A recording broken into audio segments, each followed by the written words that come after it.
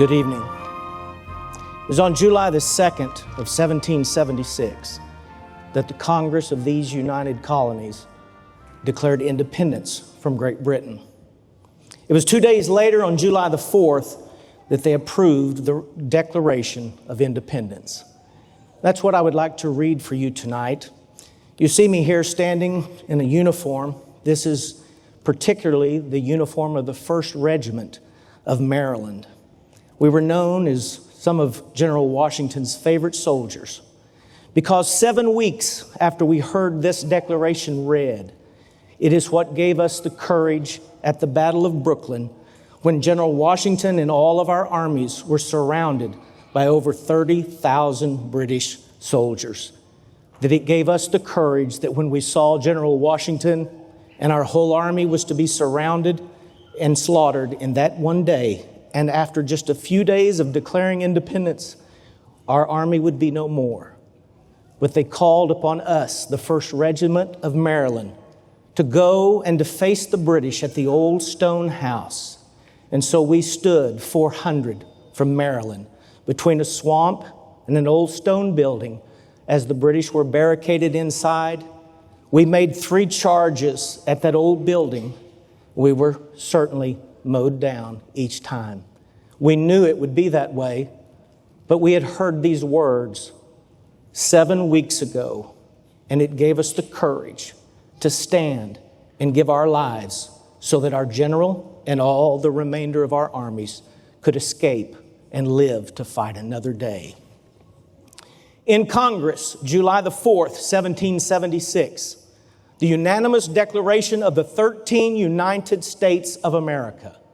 When in the course of human events, it becomes necessary for one people to dissolve the political bands which have connected them with another, and to assume among the powers of the earth the separate and equal station to which the laws of nature and of nature's God entitled them, a decent respect to the opinions of mankind requires that they should declare the causes which impel them to the separation. We hold these truths to be self-evident, that all men are created equal, that they are endowed by their Creator with certain unalienable rights, that among these are life, liberty, and the pursuit of happiness. That to secure these rights, governments are instituted among men, deriving their just powers from the consent of the governed.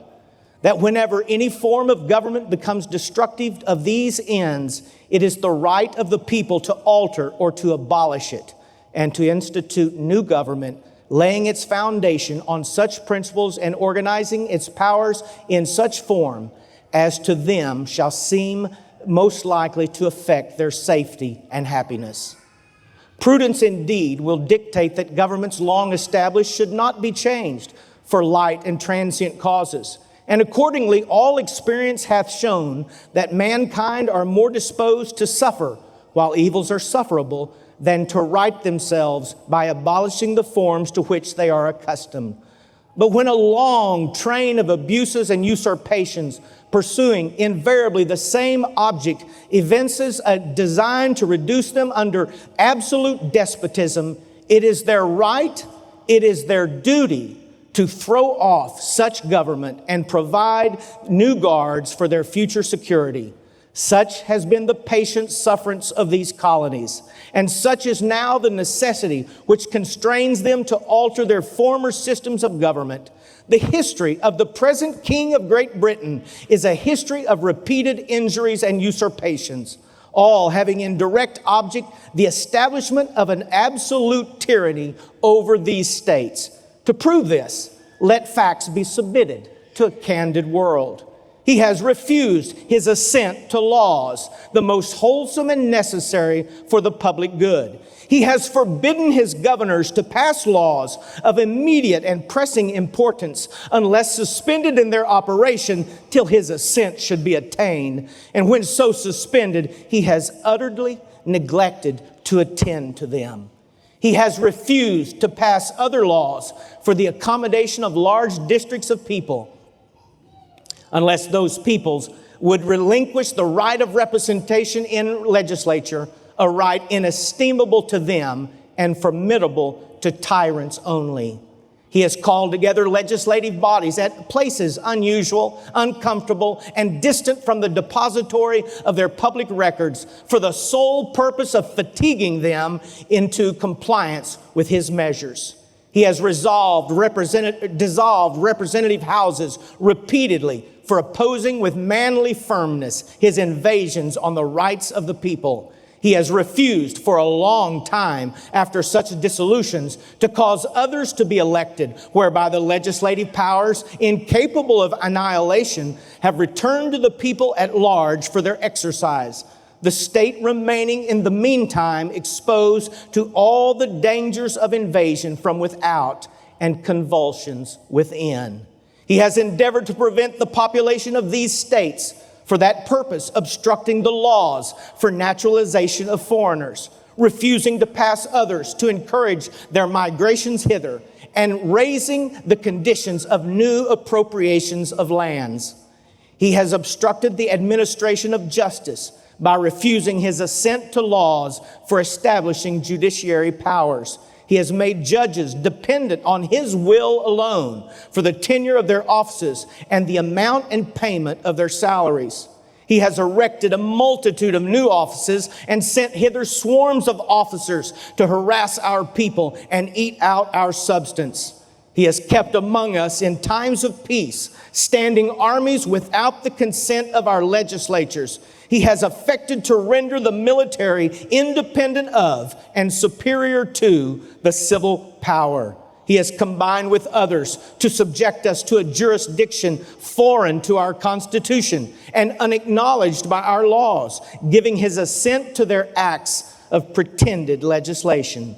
For quartering large bodies of armed troops among us, for protecting them by a mock trial from punishment for any murders they should commit on the inhabitants of these states, for cutting off our trade with all parts of the world, for imposing taxes on us without our consent, for depriving us in many cases of the benefits of trial by jury, for transporting us beyond seas to be tried for pretended offenses, for abolishing the free system of English laws in a neighboring province, establishing therein an arbitrary government, and enlarging its boundaries so as to render it at once an example and fit instrument for introducing the same absolute rule into these colonies, for taking away our charters, abolishing our most valuable laws, and altering fundamentally the forms of our governments, for suspending our own legislatures and declaring themselves invested with power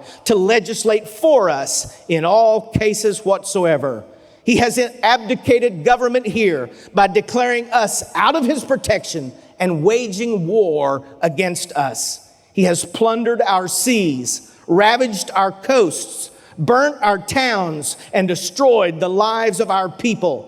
He is at this time transporting large armies of foreign mercenaries to complete the works of death, desolation, and tyranny, already begun with circumstances of cruelty and perfidy, scarcely paralleled in the most barbarous ages and totally unworthy the head of a civilized nation.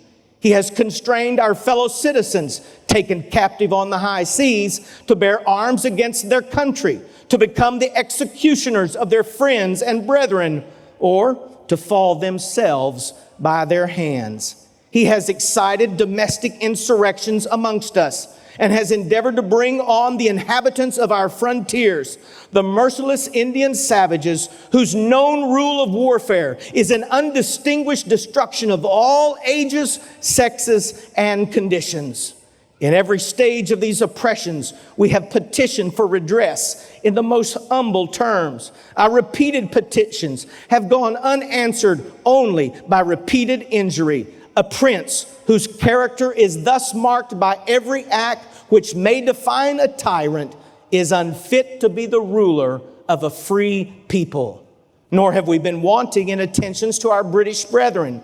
We have warned them from time to time of attempts by their legislature to extend an unwarrantable jurisdiction over us. We have reminded them of the circumstances of our emigration and settlement here. We have appealed to their native justice and magnanimity, and we have conjured them by the ties of our common kindred to disavow these usurpations, which would inevitably interrupt our connections and correspondence. They too have been deaf to the voice of justice, and of consanguinity. We must therefore acquiesce in necessity, which denounces our separation, and hold them, as we hold the rest of mankind, enemies in war, in peace, friends. We therefore, the representatives of the United States of America in General Congress, assembled, appealing to the Supreme Judge of the world for the rectitude of our intentions, do in the name and authority of the good people of these colonies solemnly publish and declare that these united colonies are, and of right ought to be, free and independent states, that they are absolved from all allegiance to the British Crown, and that all political connection between them and the state of Great Britain is and ought to be totally dissolved, and that as free and independent states, they have full power to levy war, conclude peace, contract alliances, establish commerce, and do all other acts and things which independent states may of right do. And for the support of this declaration, with a firm reliance on the protection of divine providence, we mutually pledge to each other our lives, our fortunes, and our sacred honor. May the God of heaven keep his hands upon these United States of America.